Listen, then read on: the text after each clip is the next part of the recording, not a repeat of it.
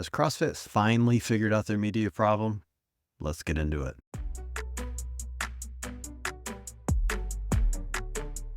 Hey, before we get started, do me a favor, hit that subscribe button as well as the notification bell. That way you don't miss any content coming out here on the channel. So I wanted to talk today some about CrossFit media because I feel like people within our space have been complaining quite a bit about CrossFit's lack of media, and it feels like that's continuing to escalate. There's a number of reasons why it's escalated. I think the biggest one being that CrossFit is effectively just abandoned the space altogether. In that area that's designed to entertain our existing fanatical cult-like base of followers that just love all things CrossFit. And what they've done is they've left that to the podcasts and creators like myself, who ironically are the ones that seem to be doing the bulk of the complaining. Now, if you haven't been around as long as I have, let me give you a brief history lesson. CrossFit owns this problem. Back when Greg owned the company, at one point, we had a pretty spectacular media team that involved a lot of the people you guys know and love, like Sean Woodland, Tommy Marquez, the Buttery Bros, and so on and so forth. Greg fired all those guys and then separately got pissed off at Meta and completely turned off the Facebook and Instagram pages. And bluntly, CrossFit's never fully recovered from that. I think out of that moment came this undercurrent of creators that immediately started filling the void and still fill that void to this day. And it's created an environment where CrossFit no longer needs to create media to entertain our cult-like masses because everybody else is doing it for free. Think about it. All your favorite athletes already have their own YouTube channels. Rich Froning has multiple. Jeff Adler, Laura Horvath, Tia-Claire Toomey.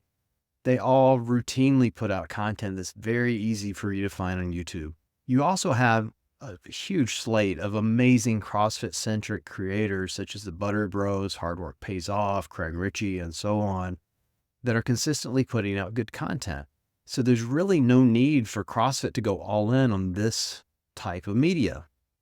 CrossFit's North Star, as they call it, or their main mission, is to put new affiliate members into the affiliates. So think of it like this.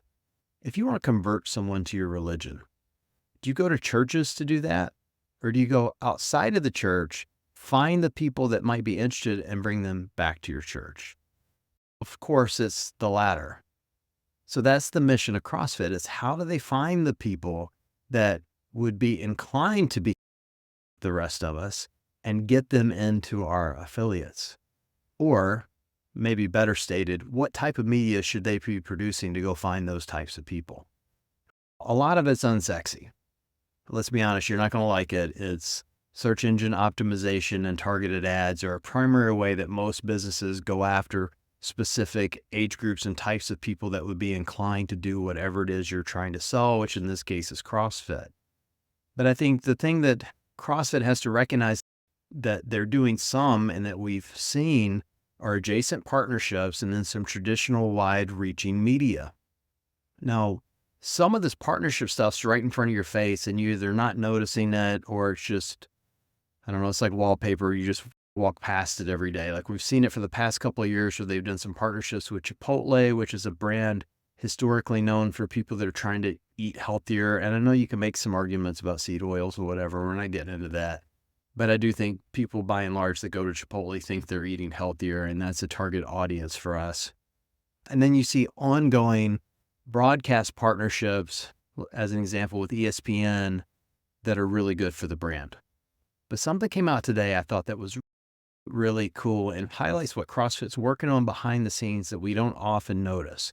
There was an article that came out in the New York Times titled, "Why You Don't Need to Exercise Every Day."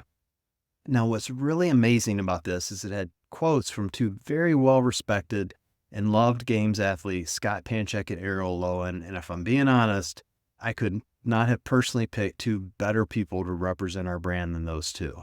This is an amazing use of media for CrossFit for a number of reasons. First of all, CrossFit for years has been accused of being unsafe or that we overtrain on the regular. This article accomplishes battling back against that in so many ways, which is it presents a topic in a well-respected source like the New York Times, takes experts in the field, and then most importantly, takes our experts, Scott and Ariel, and puts them on equal footing with those experts. Now, we've known for years that those that train and coach within our sport are as good or better than anyone in the industry. But this gets it into the mainstream. And that's a fantastic use of media resources. For the record, CrossFit's been doing this for a while behind the scenes. I know this for a fact because they reached out to me a year and a half ago or so through a third-party PR firm and put together a media piece around the classes my affiliate teaches to adaptive athletes. It was presented to me in a way that what they wanted to do was build goodwill within the community and reinforce this message that CrossFit is safe and effective for everyone. They did that. We had great success with it in local publications. And I think this is similar to that, but obviously on a much larger scale, which is what makes this so cool. When you think of the scale of it, New York Times has 10.3 million subscribers. 9.7 of those are digital only. So for the sake of this discussion, let's just round it up and call it 10 million altogether. Now, 60% of those subscribers fall within Gen Z or millennials. Why is that important? Because 80% of all gym goers worldwide fall within those age groups. So if you run the math backwards on this and try to figure out what is CrossFit trying to accomplish with the media, here's the rub. You have 10 million people that they put this in front of. 6 million of them are Gen Z or millennials, and of those 6 million, 4.8 million of them are gym goers. They just put an article about CrossFit being safe and accessible in front of almost 5 million people that would be inclined to try our methodology. That's a fantastic use of media. Great job, CrossFit.